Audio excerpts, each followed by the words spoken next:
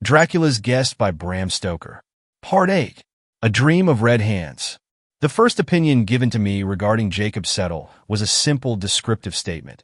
He's a down-in-the-mouth chap, but I found that it embodied the thoughts and ideas of all his fellow workmen.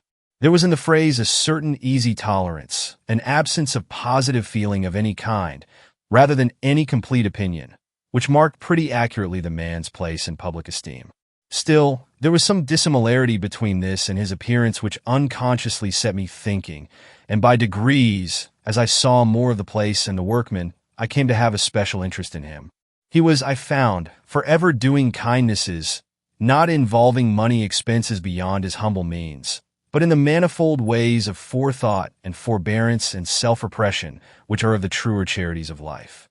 Women and children trusted him implicitly, though, strangely enough, he rather shunned them, except when anyone was sick, and then he made his appearance to help if he could, timidly and awkwardly. He led a very solitary life, keeping house by himself in a tiny cottage, or rather hut, of one room, far on the edge of the moorland. His existence seemed so sad and solitary that I wished to cheer it up, and for the purpose took the occasion when we had both been sitting up with a child, injured by me through accident, to offer to lend him books. He gladly accepted, and as we parted in the gray of the dawn, I felt that something of mutual confidence had been established between us. The books were always most carefully and punctually returned, and in time Jacob Settle and I became quite friends. Once or twice as I crossed the moorland on Sundays I looked in on him, but on such occasions he was shy and ill at ease, so that I felt diffident about calling to see him. He would never under any circumstances come into my own lodgings. One Sunday afternoon, I was coming back from a long walk beyond the moor, and as I passed Settle's cottage stopped at the door to say, "How do you do?" to him. As the door was shut, I thought that he was out, and merely knocked for form's sake, or through habit, not expecting to get any answer. To my surprise, I heard a feeble voice from within, though what was said I could not hear. I entered at once, and found Jacob lying half-dressed upon his bed. He was as pale as death, and the sweat was simply rolling off his face. His hands were unconsciously gripping the bedclothes as a drowning man holds on to whatever he may grasp. As I came in, he half arose, with a wild, hunted look in his eyes, which were wide open and staring, as though something of horror had come before him. But when he recognized me, he sank back on the couch with a smothered sob of relief, and closed his eyes. I stood by him for a while, quite a minute or two, while he gasped. Then he opened his eyes and looked at me, but with such a despairing, woeful expression that, as I'm a living man, I would have rather seen that frozen look of horror. I sat down beside him and asked after his health. For a while he would not answer me except to say that he was not ill. But then, after scrutinizing me closely, he half arose on his elbow and said, "I thank you kindly, sir, but I'm simply telling you the truth. I am not ill, as men call it, though God knows whether there be not worse sicknesses than doctors know of. I'll tell you, as you are so kind, but I trust that you won't even mention such a thing to a living soul, for it might work me more and greater woe. I am suffering from a bad dream." "A bad dream," I said, hoping to cheer him, "but dreams pass away with the light, even with waking." There I stopped, for before he spoke, I saw the answer in his desolate look round the little place. "No, no, that's all well for people that live in comfort and with those they love around them. It is 1,000 times worse for those who live alone and have to do so. What cheer is there for me, waking here in the silence of the night, with the wide moor around me full of voices and full of faces that make my waking a worse dream than my sleep? Ah, young sir, you have no past that can send its legions to people the darkness and the empty space, and I pray the good God that you may never have." As he spoke, there was such an almost irresistible gravity of conviction in his manner that I abandoned my remonstrance about his solitary life. I felt that I was in the presence of some secret influence which I could not fathom. To my relief, for I knew not what to say, he went on, "2 nights past have I dreamed it.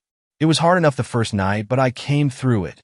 Last night the expectation was in itself almost worse than the dream, until the dream came, and then it swept away every remembrance of lesser pain. I stayed awake till just before the dawn, and then it came again, and ever since I have been in such an agony as I am sure the dying feel, and with it all the dread of tonight. Before he had got to the end of the sentence, my mind was made up, and I felt that I could speak to him more cheerfully. Try and get to sleep early tonight, in fact, before the evening has passed away. The sleep will refresh you, and I promise you there will not be any bad dreams after tonight. He shook his head hopelessly, so I sat a little longer and then left him. When I got home, I made my arrangements for the night, for I had made up my mind to share Jacob Settle's lonely vigil in his cottage on the moor. I judged that if he got to sleep before sunset, he would wake well before midnight, and so, just as the bells of the city were striking 11, I stood opposite his door armed with a bag, in which were my supper, an extra-large flask, a couple of candles, and a book. The moonlight was bright and flooded the whole moor, till it was almost as light as day. But ever and anon black clouds drove across the sky and made a darkness which by comparison seemed almost tangible. I opened the door softly and entered without waking Jacob, who lay asleep with his white face upward. He was still, and again bathed in sweat. I tried to imagine what visions were passing before those closed eyes which could bring with them the misery and woe which were stamped on the face, but fancy failed me, and I waited for the awakening. It came suddenly, and in a fashion which touched me to the quick, for the hollow groan that broke from the man's white lips as he half arose and sank back was manifestly the realization or completion of some train of thought which had gone before. If this be dreaming, said I to myself, then it must be based on some very terrible reality. What can have been that unhappy fact that he spoke of? While I thus spoke, he realized that I was with him. It struck me as strange that he had no period of that doubt as to whether dream or reality surrounded him, which commonly marks an expected environment of waking men. With a positive cry of joy, he seized my hand and held it in his two wet, trembling hands, as a frightened child clings onto someone whom it loves. I tried to soothe him. There. It is all right. I have come to stay with you tonight, and together we will try to fight this evil dream. He let go my hand suddenly and sank back on his bed and covered his eyes with his hands. Fight it? The evil dream? Ah, no, sir, no. No mortal power can fight that dream, for it comes from God, and is burned in here, and he beat upon his forehead. Then he went on, it is the same dream, ever the same, and yet it grows in its power to torture me every time it comes. What is the dream? I asked, thinking that the speaking of it might give him some relief, but he shrank away from me, and after a long pause said, No, I had better not tell it. It may not come again. There was manifestly something to conceal from me, something that lay behind the dream, so I answered, All right, I hope you have seen the last of it. But if it should come again, you will tell me, will you not? I ask, not out of curiosity, but because I think it may relieve you to speak. He answered with what I thought was almost an undue amount of solemnity. If it comes again, I shall tell you all. Then I tried to get his mind away from the subject to more mundane things, so I produced supper and made him share it with me, including the contents of the flask. After a little he braced up, and when I lit my cigar, having given him another, we smoked a full hour and talked of many things. Little by little the comfort of his body stole over his mind, and I could see sleep laying her gentle hands on his eyelids. He felt it too, and told me that now he felt all right, and I might safely leave him, but I told him that, right or wrong, I was going to see in the daylight. So I lit my other candle, and began to read as he fell asleep. By degrees I got interested in my book, so interested that presently I was startled by its dropping out of my hands. I looked and saw that Jacob was still asleep, and I was rejoiced to see that there was on his face a look of unwonted happiness, while his lips seemed to move with unspoken words. Then I turned to my work again, and again woke, but this time to feel chilled to my very marrow by hearing the voice from the bed beside me. Not with those red hands. Never, never. On looking at him, I found that he was still asleep. He woke, however, in an instant, and did not seem surprised to see me. There was again that strange apathy as to his surroundings. Then I said, Settle, tell me your dream. You may speak freely, for I shall hold your confidence sacred. While we both live, I shall never mention what you may choose to tell me. He replied. I said I would, but I had better tell you first what goes before the dream, that you may understand. I was a schoolmaster when I was a very young man. It was only a parish school in a little village in the West Country. No need to mention any names. Better not. I was engaged to be married to a young girl whom I loved and almost reverenced. It was the old story. While we were waiting for the time when we could afford to set up house together, another man came along. He was nearly as young as I was, and handsome, and a gentleman, with all a gentleman's attractive ways for a woman of our class. He would go fishing, and she would meet him while I was at my work in school. I reasoned with her and implored her to give him up. I offered to get married at once and go away and begin the world in a strange country. But she would not listen to anything I could say, and I could see that she was infatuated with him. Then I took it on myself to meet the man and asked him to deal well with the girl, for I thought he might mean honestly by her, so that there might be no talk or chance of talk on the part of others. I went where I should meet him with none by, and we met.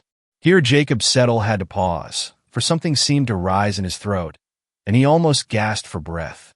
Then he went on, Sir, as God is above us, there was no selfish thought in my heart that day.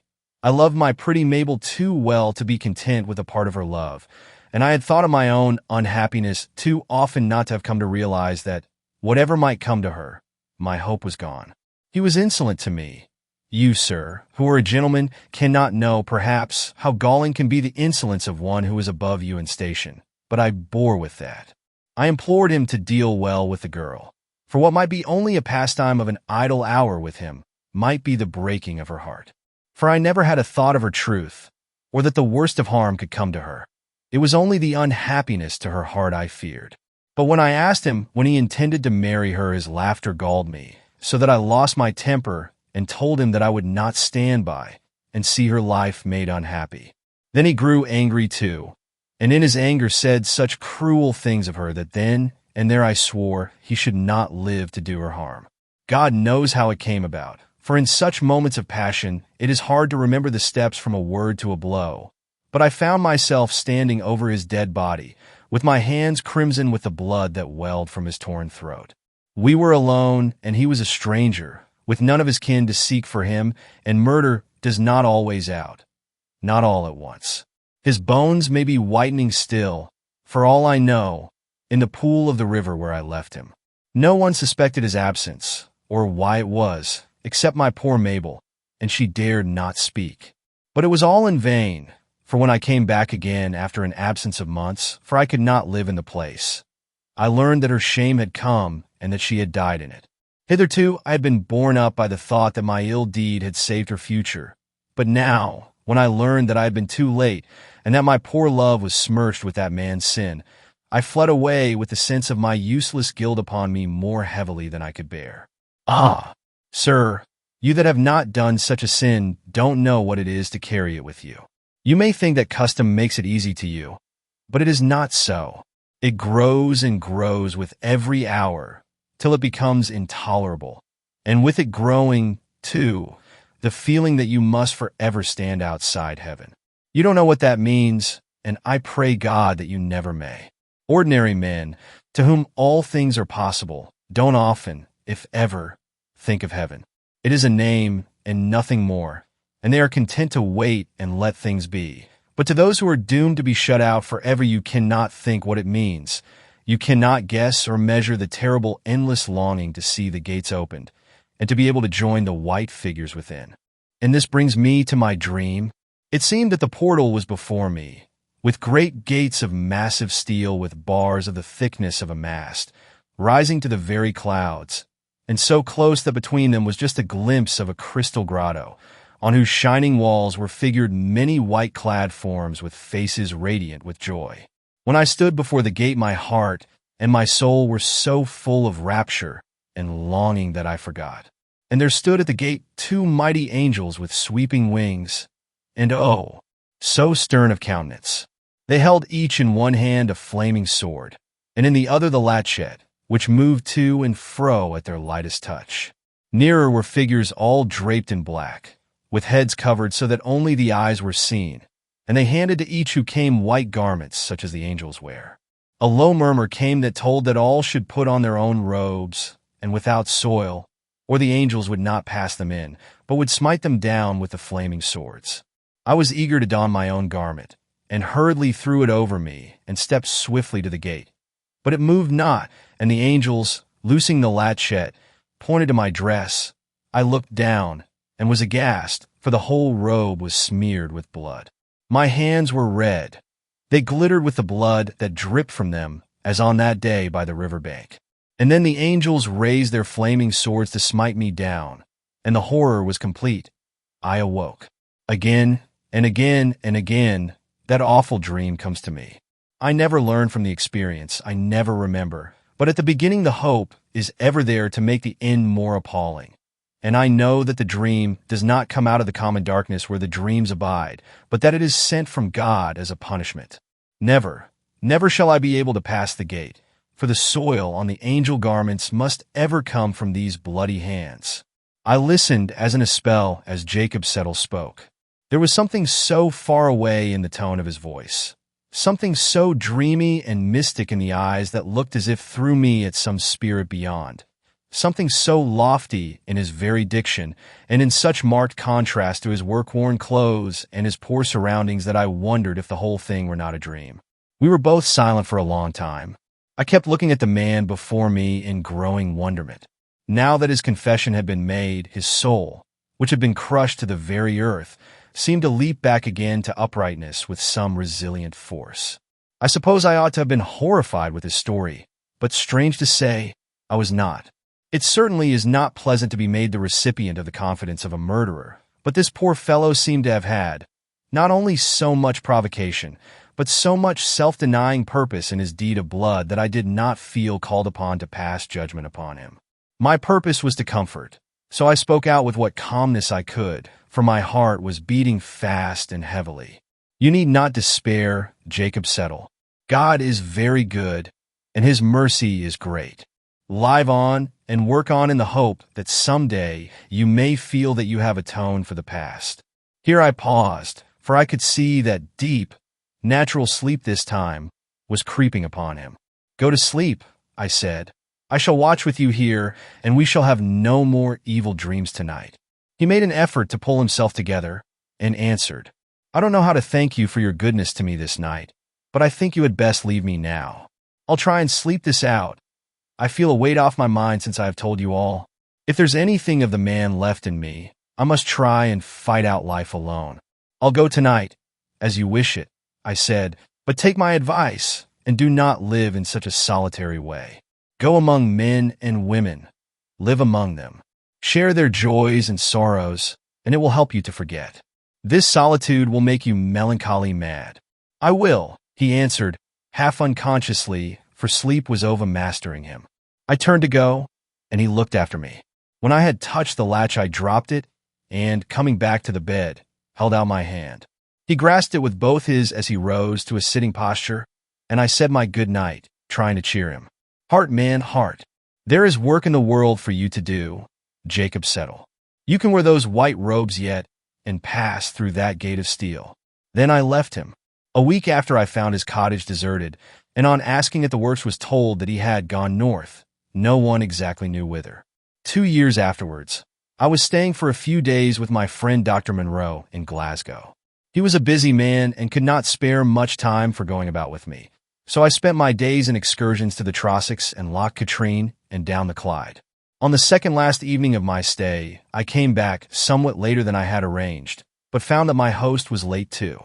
The maid told me that he had been sent for to the hospital, a case of accident at the gasworks, and the dinner was postponed an hour. So telling her I would stroll down to find her master and walk back with him, I went out.